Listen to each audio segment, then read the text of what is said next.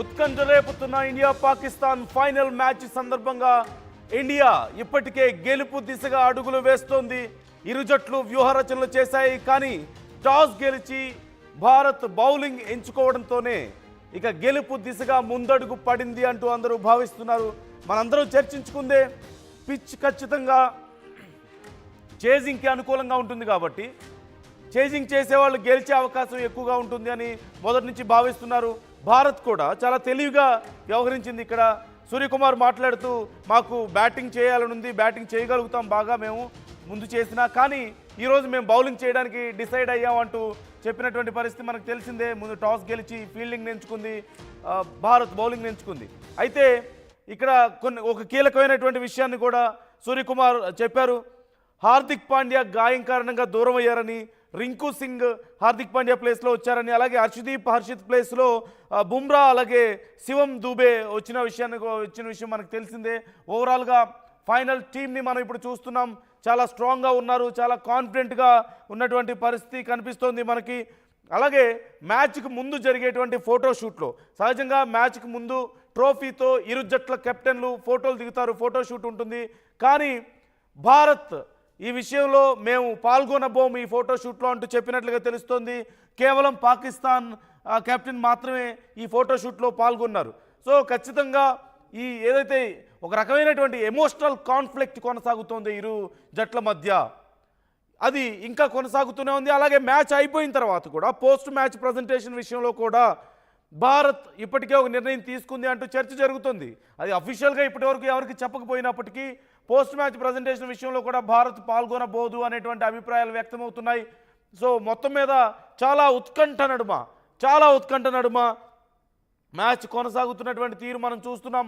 ఇప్పటికే పాకిస్తాన్ 33 రన్స్ చేసింది 4.3 ఓవర్లలో, అంటే 27 మొత్తం 33 స్కోర్ చేయగలిగింది 27 బాల్స్లో. అలాగే ఇండియా కూడా చాలా కాన్ఫిడెంట్గా కనిపిస్తోంది. ఎలాగైనా సరే ఈ మ్యాచ్ గెలిచి తీరుతారన్నటువంటి నమ్మకాన్ని కలిగిస్తోంది. ఫస్టే ఒక పాజిటివ్ సైన్ మనకు కనిపించింది. టాస్ గెలవడం, బౌలింగ్ ఎంచుకోవడంతోనే ఒక పాజిటివ్ సైన్. ఈజీగా ఎలాగైనా చేయగలుగుతారు అనేటువంటి ఆలోచన. భారత్ ఎలాగైనా మంచి స్కోర్ని ఇవ్వగలుగుతుంది ముందే బ్యాటింగ్ చేసినప్పటికీ, కానీ చేజింగ్కి దిగడం వల్ల ఆ పిచ్ మీద బాగా పాజిటివ్ సైన్గా భావిస్తున్నారు అందరూ. ఒకసారి ఈ అంశానికి సంబంధించి పవన్ జాయిన్ అవుతున్నారు. పవన్ బయట ఫీల్డ్లో ఉన్నారు. బయట హైదరాబాద్లో అసలు ఎలాంటి హంగామా ఉంది ప్రజల్లో, ముఖ్యంగా క్రికెట్ అభిమానుల్లో అనేది అబ్జర్వ్ చేస్తున్నారు. క్రికెట్ కూడా ఫాలో అవుతున్నారు ఎప్పటికప్పుడు. సో ఎలా జరుగుతుంది మ్యాచ్, ఎలా జరుగుతుంది, అట్ ది సేమ్ టైం బయట హంగామా ఏ విధంగా ఉంది, అభిమానులు ఎంత కాన్ఫిడెంట్గా ఉన్నారు, ఇలా అన్ని విషయాలకు సంబంధించి అన్ని విషయాల గురించి మనం మాట్లాడబోతున్నాం. మరికొద్దిసేపట్లో మనతో పవన్ జాయిన్ అవ్వబోతున్నారు. ఈ నేపథ్యంలో మీ అభిప్రాయం ఏంటి? మ్యాచ్ జరుగుతున్నటువంటి తీరు పట్ల, హార్దిక్ పాండ్యా ప్లేస్లో రింకు సింగ్ రావడం ఎలా అనిపిస్తుంది మీకు? అంటే ఈ నిర్ణయాన్ని మీరు కరెక్ట్గానే అనుకుంటున్నారా? హార్దిక్ పాండ్యా గాయం కారణంగా దూరం అవ్వడం అనేది ఇండియాకి ఏమైనా నష్టం చేసే అవకాశం ఉందని మీరు భావిస్తున్నారా? At the same time toss గెలిచి మనం బౌలింగ్ని ఎంచుకున్నాం. సో ఈ నిర్ణయం మీకు ఎలా అనిపించింది? చేసింగ్ విషయంలో భారత్ దూకుడుగా ఆడగలుగుతుంది, చాలా ఈ సునాయాసంగా విజయం సాధించగలుగుతుందన్న నమ్మకం మీకుందా? అలాగే పాకిస్తాన్ ఆడుతున్నటువంటి తీరుకు సంబంధించి కూడా మీ అభిప్రాయాలు ఎలా ఉన్నాయి అనేది నాతో పంచుకునే ప్రయత్నం చేయండి, కామెంట్ చేయండి. మీ అభిప్రాయాలు కూడా నేను చదివి వినిపిస్తాను కామెంట్స్. మొత్తం మీద చాలా ఉత్కంఠ నెలకొంది. ఇప్పటికే చాలామంది పూజలు చేశారు, చాలామంది చాలా ఆశలు పెట్టుకున్నారు ఈ మ్యాచ్ మీద. మొదట్లో అసలు మ్యాచే వద్దు పాకిస్తాన్తో అన్నవాళ్ళు, అసలు ఈ మ్యాచ్ క్రికెట్ ఆడొద్దు అని చెప్పిన వాళ్ళు మొత్తం మీద ఇప్పుడు అందరూ టీవీల ముందు కూర్చొని చాలా ఉత్కంఠగా చూస్తున్నటువంటి పరిస్థితి మనకు కనిపిస్తోంది. So how you are observing this match? జరుగుతున్నటువంటి పరిణామాలు చూస్తుంటే మీకేమనిపిస్తుంది? హార్దిక్ పాండ్యా దూరం అవ్వడం పట్ల కానీ, జట్టుకి లాస్ట్ మ్యాచ్లో, అలాగే మనం చేజింగ్కి రెడీ అవ్వడం పట్ల కానీ, బౌలింగ్ ఎంచుకోవడం పట్ల టాస్ గెలిచి మీకు ఎలా అనిపిస్తుంది? మొత్తం హైదరాబాద్ మహానగరం అనే కాదు, దేశం మొత్తం కూడా ఇప్పుడు స్క్రీన్స్ కతుక్కుపోయిందనే చెప్పాలి. చాలా థియేటర్స్లో స్పెషల్ స్క్రీనింగ్ కనిపిస్తోంది మ్యాచ్. అలాగే బయట అవుట్డోర్లో కూడా చాలా వరకు స్క్రీన్స్ నడుస్తున్నాయి. ప్రతి ఒక్కళ్ళు టీవీల ముందు, ఫోన్ల ముందు కూర్చొని చాలా ఉత్కంఠగా మ్యాచ్ని అబ్జర్వ్ చేస్తున్నటువంటి పరిస్థితి. ఇరు దేశాలకి ఏదో ఒక యుద్ధం జరుగుతున్నంత ఉత్కంఠ మనం చూస్తున్నాం. ఇరు దేశాలకి మనం ఎప్పుడు చెప్పుకునేదే, cricket is not just a game, it's an emotion, it's not just a sport, it's an emotion అని మనం చెప్పుకుంటున్నాం. ఇప్పుడు అలాంటి ఒక ఎమోషన్ని, హైలీ హీటెడ్ ఎమోషన్ని మనం చూస్తున్నటువంటి పరిస్థితి మనకు కనిపిస్తుంది. ప్రతి బాల్కి అంచనాలు మారిపోతున్నాయి, ప్రతి షాట్కి అంచనాలు మారిపోతున్నాయి. ఒక్కొక్క నిమిషం గడిచే కొద్దీ ఉత్కంఠ మరింత పెరుగుతున్నటువంటి పరిస్థితి కనిపిస్తోంది. ఇప్పుడు చరిత్ర సృష్టించబోతోందా అనేదే, భారత్ చరిత్ర సృష్టించబోతోందా? ఇప్పటి వరకు జరిగినటువంటి ఈ టోర్నీ ఫైనల్స్, గతంలో 12 టోర్నీల్లో ఫైనల్ మ్యాచ్ని భారత్ పాకిస్తాన్ ఆడితే కేవలం 4 టోర్నీల్లో మాత్రమే 4 ట్రోఫీలను మాత్రమే గెలుచుకోగలిగింది భారత్. 8 సార్లు పాకిస్తాన్ గెలిచింది. ఇప్పుడు 13వసారి జరుగుతుంది. ఈ 13వసారి భారత్ గెలిచి నిలబడుతుందా? మీ అభిప్రాయాలు ఏంటి? జరుగుతున్నటువంటి మ్యాచ్ని చూస్తుంటే మీకేమనిపిస్తోంది? భారత్ తీసుకుంటున్నటువంటి నిర్ణయాల పట్ల మీకేమనిపిస్తోంది? భారత్ జట్టు పట్ల మీ అభిప్రాయం ఏ విధంగా ఉంది? ఇలా అన్ని కామెంట్ చేసే ప్రయత్నం చేయండి. ఏం జరుగుతుందనేది పవన్ మరికొద్ది సేపట్లో మనతో జాయిన్ అయ్యి మనకి అప్డేట్స్ ఇవ్వబోతున్నారు. ఎప్పటికప్పుడు మనకి మినిట్ టు మినిట్ అప్డేట్స్ మ్యాచ్కి సంబంధించి మీకు ఆర్టీవీ అందిస్తూనే ఉంటుంది.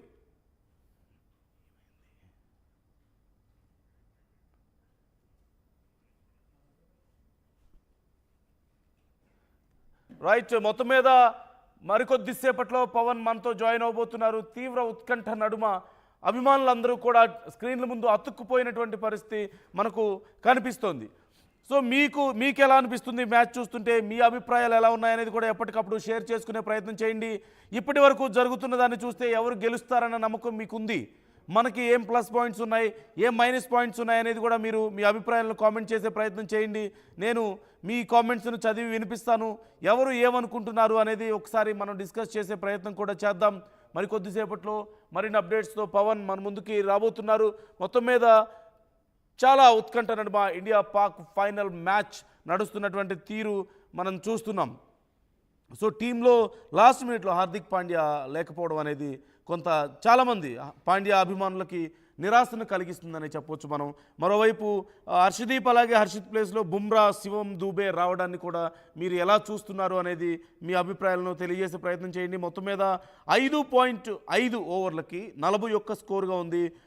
అంటే ఆల్మోస్ట్ 6 ఓవర్స్కి 41గా స్కోర్ మనకి కనిపిస్తుంది. మనం చూస్తున్నాం. సో పర్లేదు, స్ట్రైకింగ్ రేట్ బాగానే కొనసాగిస్తుంది పాకిస్తాన్ కూడా స్టార్టింగ్లో. సో ఎలా ఉండబోతుంది, 0 వికెట్స్ ఎలా ఉండబోతుంది అనేది మీరేమనుకుంటున్నారు? ఈ స్ట్రైక్ రేట్ చూస్తుంటే, ఈ స్పీడ్ చూస్తుంటే మీకేమనిపిస్తుంది అనేది కూడా కామెంట్ చేసే ప్రయత్నం చేయండి.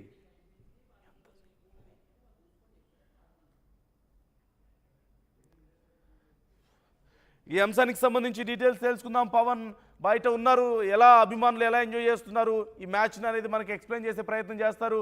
పవన్, డీటెయిల్స్ ఎలా ఉన్నాయి? బయట హంగామా ఎలా ఉంది? ఎలాంటి ఎక్స్పెక్టేషన్స్ ఉన్నాయి? రైట్ నందు, ఏదైతే ఇండియా పాకిస్తాన్ నడుమ జారీ ఉత్కంఠ నడుమ మ్యాచ్ అయితే కొనసాగుతూ ఉంది. సో ఎక్కడికక్కడ హైదరాబాద్ పరంగా కానీ తెలంగాణ పరంగా కానీ హై సెక్యూరిటీ అయితే నెలకొనింది.